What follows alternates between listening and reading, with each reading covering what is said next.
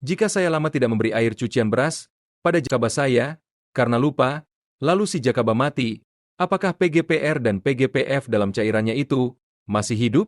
Apakah zat haranya juga masih banyak? Dan apakah tidak terkontaminasi oleh mikroorganisme patogen?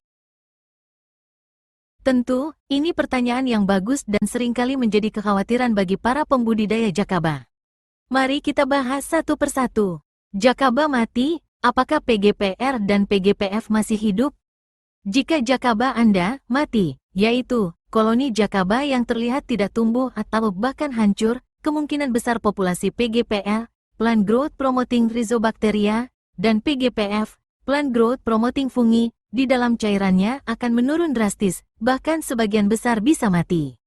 Ini alasannya, ketergantungan nutrisi, PGPR dan PGPF, sama seperti jakaba itu sendiri, memerlukan nutrisi dari air cucian beras untuk bertahan hidup dan berkembang biak. Jika pasokan nutrisi terhenti dalam waktu lama, mereka akan kelaparan dan mati.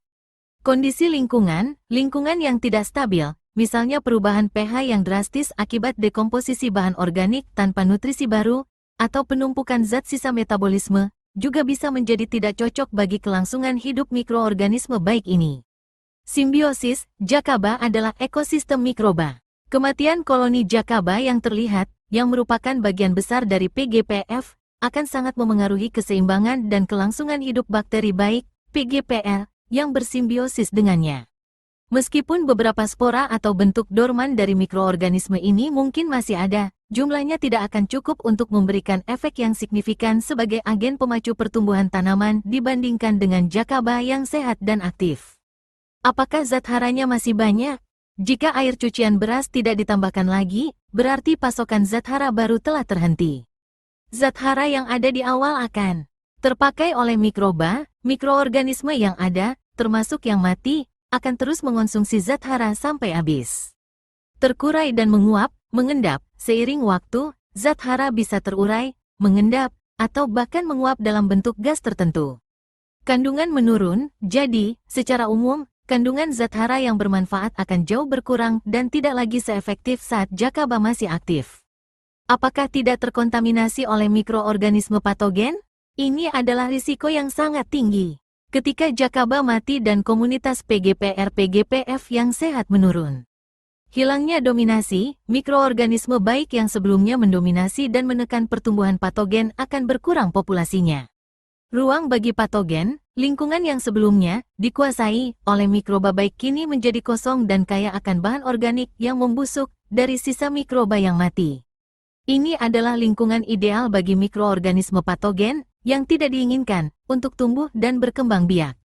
Bau busuk, salah satu indikator kuat adanya kontaminasi patogen adalah bau busuk yang menyengat. Jakaba yang sehat biasanya berbau seperti ragi atau tape, bukan busuk. Jika baunya busuk, kemungkinan besar sudah terkontaminasi berat oleh mikroba pembusuk atau patogen. Kesimpulan, jika jakaba Anda mati karena kelalaian dalam pemberian air cucian beras, sangat disarankan untuk tidak lagi menggunakan cairan tersebut sebagai pupuk atau aplikasi langsung pada tanaman.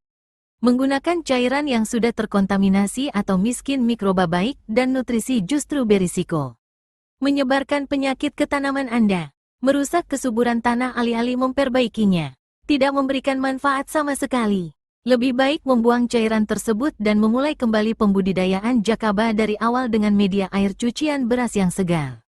Konsistensi dalam perawatan adalah kunci keberhasilan dalam memelihara jakaba yang sehat dan bermanfaat.